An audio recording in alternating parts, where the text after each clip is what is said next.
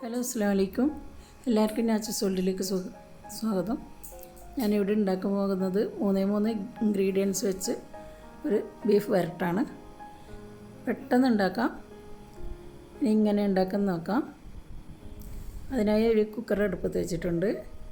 അതിലേക്ക് വെളിച്ചെണ്ണ ഒഴിച്ചു കൊടുക്കാം.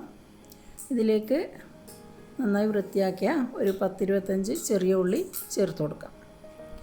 അതൊന്ന് നന്നായി വഴറ്റിയെടുക്കണം. ഇതിലേക്ക് കുറച്ച് കറിവേപ്പില ചേർത്ത് കൊടുക്കാം. ഇനി നമുക്ക് ചതച്ച് വെച്ച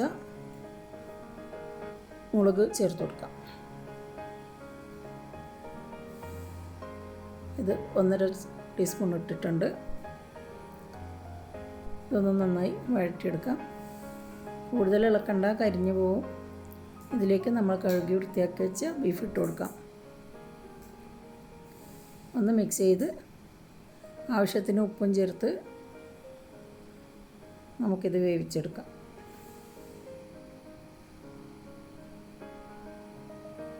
നമ്മൾ ഏത് കറിയിലും കല്ലുപ്പ് തന്നെ ഉപയോഗിക്കാൻ നോക്കണം. പൊടിയിപ്പം നമുക്ക് തടിക്ക് അത്ര നല്ലതല്ല. അതുകൊണ്ട് എല്ലാവരും കല്ലുപ്പ് തന്നെ ശീലിക്കാൻ ശ്രമിക്കണം.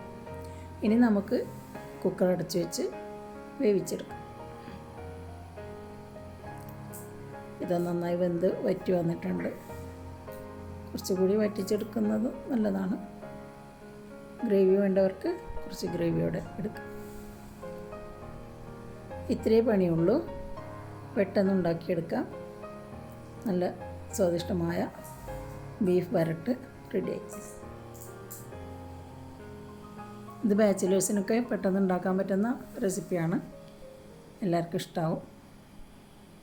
ഇൻഷാ അല്ലാഹ് അടുത്തൊരു വീഡിയോയുമായി വരുന്നത് വരെ താങ്ക് യു ഫോർ വാച്ചിങ്. അസ്സലാമു അലൈക്കും.